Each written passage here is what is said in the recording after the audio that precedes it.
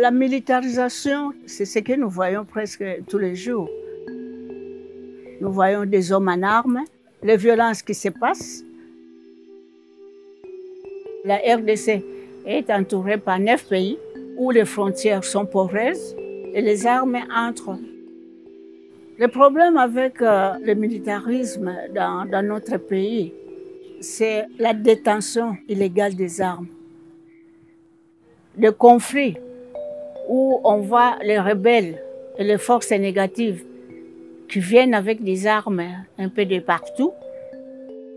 Les ressources naturelles, où nous voyons beaucoup de multinationales qui viennent pour prendre ces ressources et qui sont accompagnés des hommes en armes.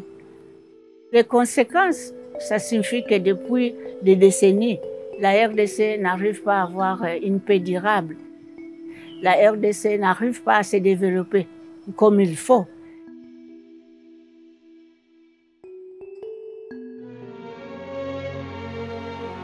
Nous avons connu une dictature de 32 ans de Mobutu en RDC et cette dictature a été renversée par les armes avec l'arrivée de Kabila le père. C'était une rébellion assez atypique parce que c'était des enfants qu'on avait donné des armes. C'est une génération qui a été armée. Donc, l'utilisation des enfants, c'est vraiment le premier élément de pouvoir banaliser l'arme.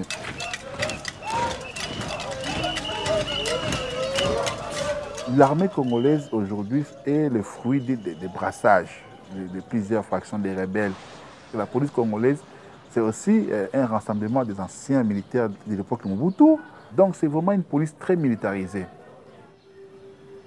Sur la route, vous voyez les convois des autorités qui passent, il y a des armes qui sont là, qui passent. Vous êtes devant les supermarchés, il y a des armes qui sont là. Vous êtes devant un hôpital parce qu'il y a un policier, il y a une arme de guerre qui est là. Devant des stades, devant des endroits où vous ne pouvez même pas trouver l'arme. L'arme est devenue quelque chose de très banalisé dans la ville de Kinshasa, même en RDC.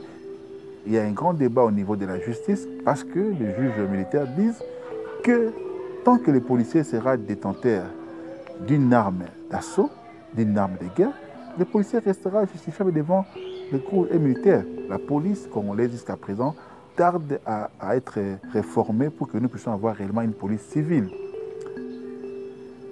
On a la difficulté d'aller voir quels sont les meilleurs renseignements qu'on donne dans les hommes en armes, les budgets qui sont affectés pour les achats d'armes, la détention d'armes. Mais qu'est-ce qu'on fait? C'est important de faire des alliances. Cette approche qui voudrait que les hommes et les garçons puissent faire la promotion des droits spécifiques des femmes, parce que ça nous donne une différence.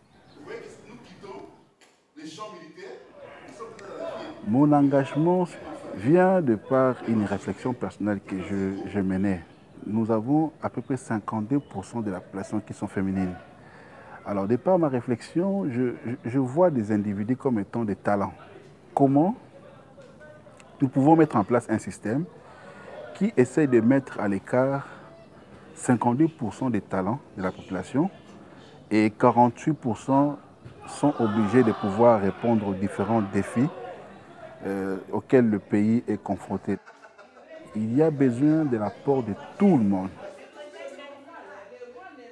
Vous comprenez, à l'époque, ce sont ces hommes qu'on considérait comme nos bourreaux. Mais quand vous voyez vos bourreaux qui commencent à venir plaider pour vos droits spécifiques, vous dites peut-être que l'approche sera bonne.